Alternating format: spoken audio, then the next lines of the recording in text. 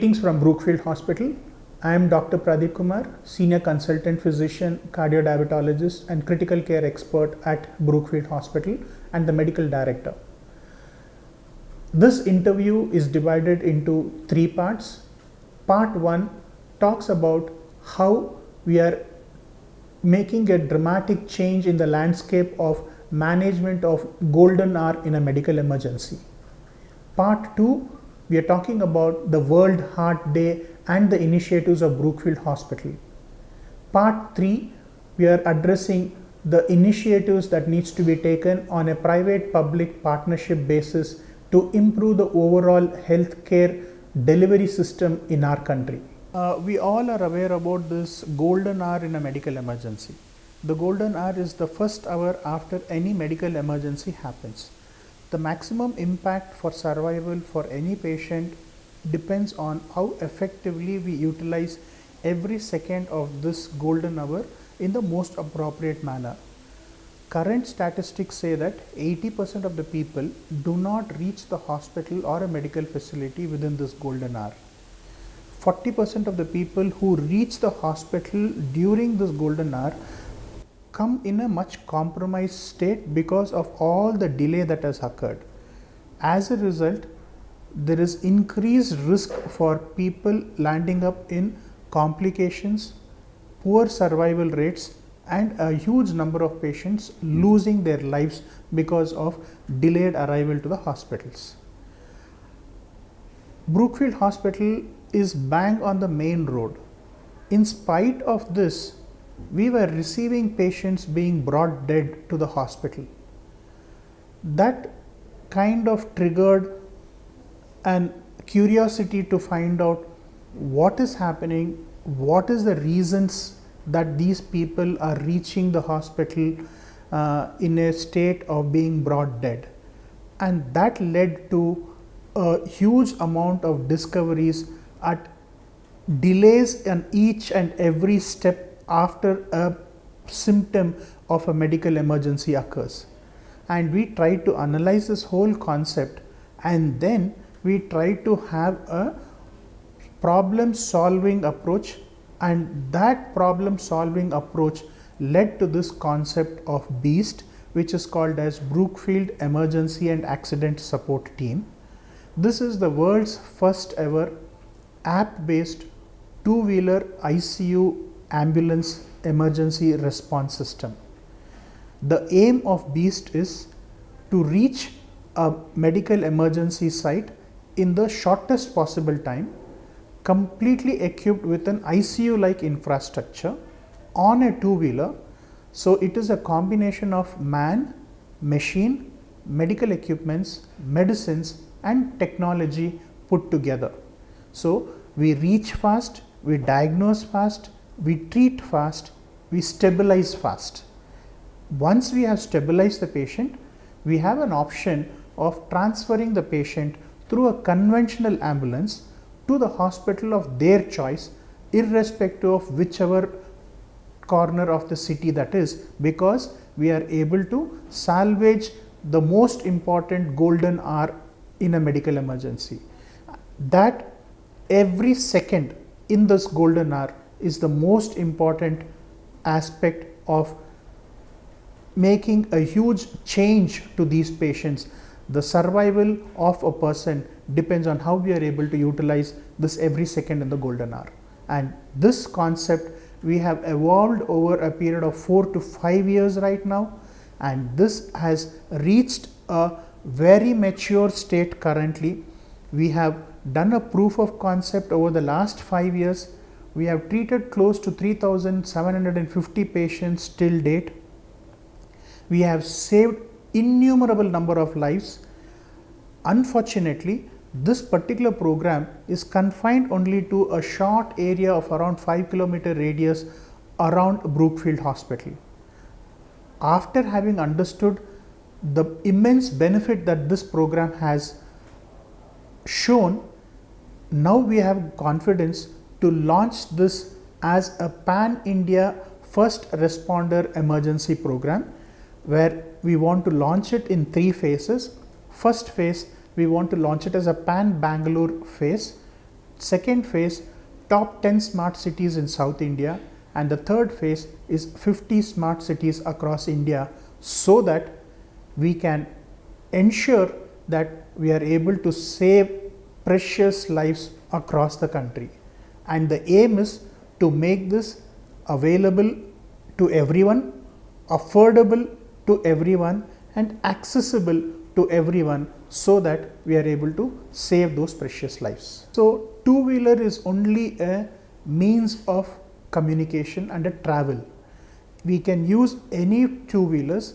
Now with the advent of electrical vehicles that are there, with the impact of social green energy that is coming up, we are in the process of using up these electrical two-wheelers, which is again going to be environmental friendly, going to be using green energy. Thereby we are also trying to contribute to lessening the carbon prints in the society.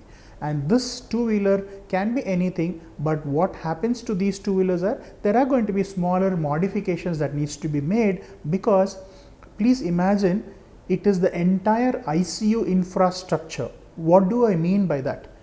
It contains many equipments, like a lab in a suitcase. When I talk about a lab in a suitcase, I am able to do all the important laboratory tests that is required to make a diagnosis on the spot and make sure that we are able to get an evidence-based diagnosis. That is number one.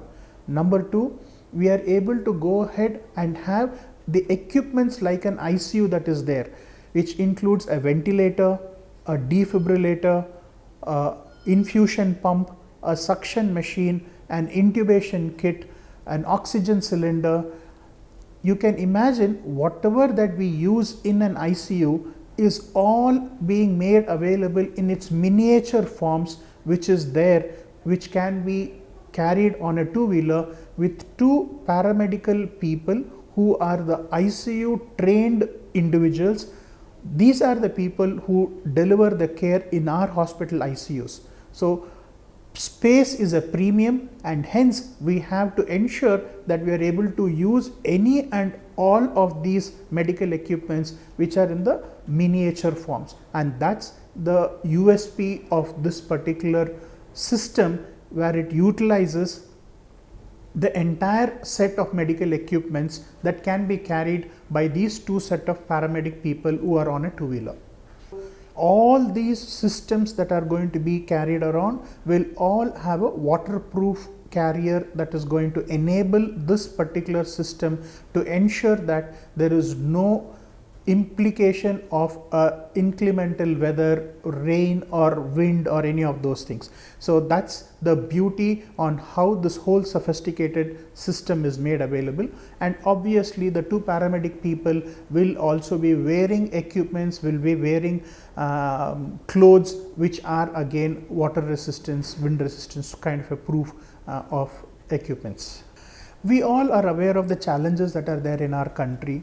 We all are aware about the infrastructure challenges that we have. We all are aware about the population explosion that we have.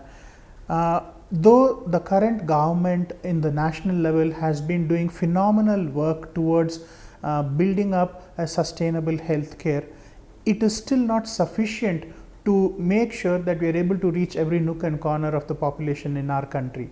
So we as individuals, we as stakeholders in the healthcare sector, we have taken an initiative from our end, and Brookefield Hospital has come out with this innovative idea.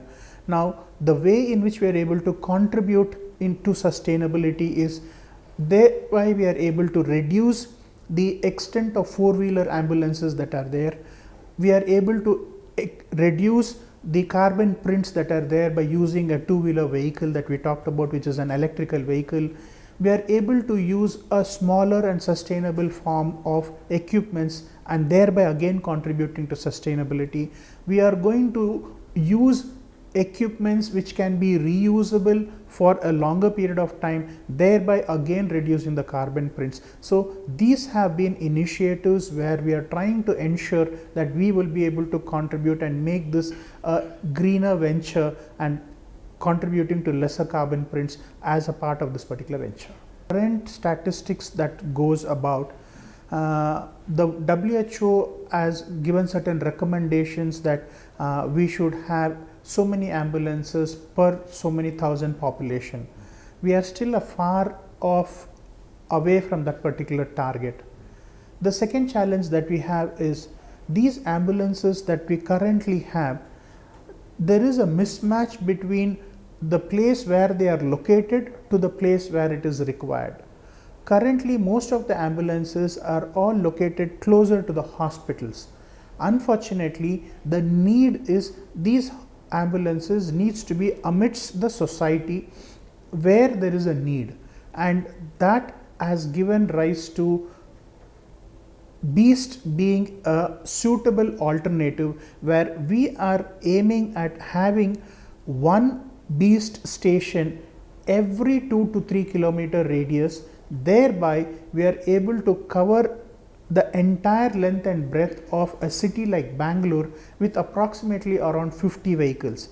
The plan is to divide Bangalore into 5 zones: north, south, east, west and central, and each zone having 10 vehicles each and 10 stations, Beast stations.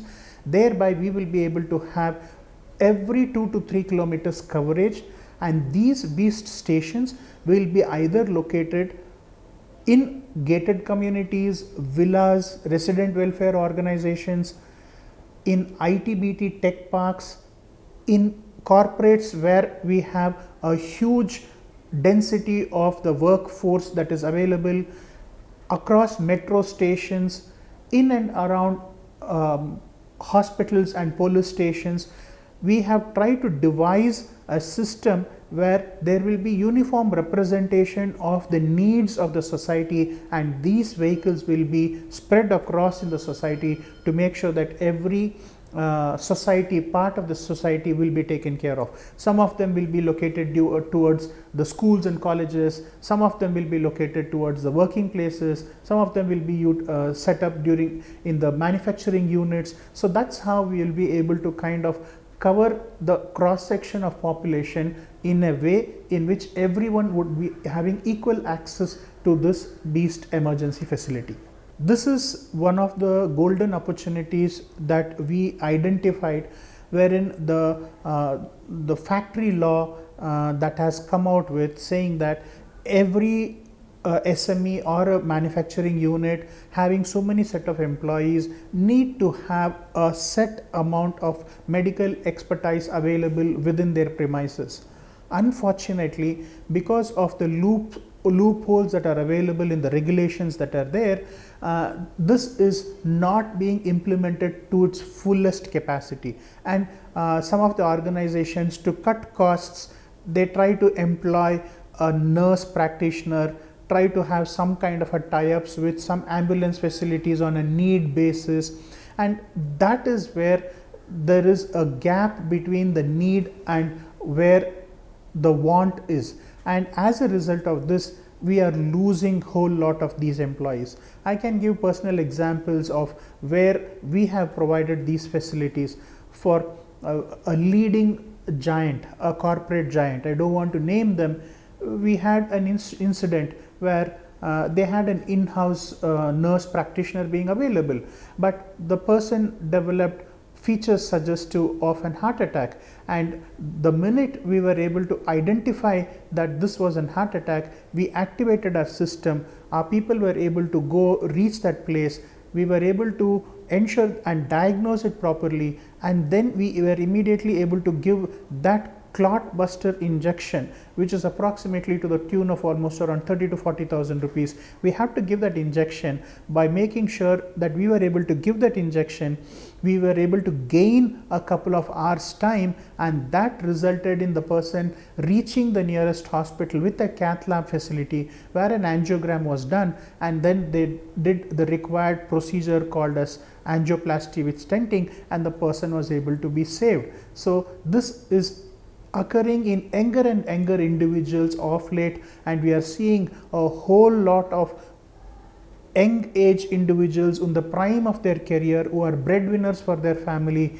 These are the people who are affected and they succumb to this instantaneously, and that's the most important aspect we wanted to ensure that we are able to achieve by saving these precious lives of breadwinners for families. I request you to stay tuned to know more about these initiatives and follow the remaining episodes of this interview to keep you more informed.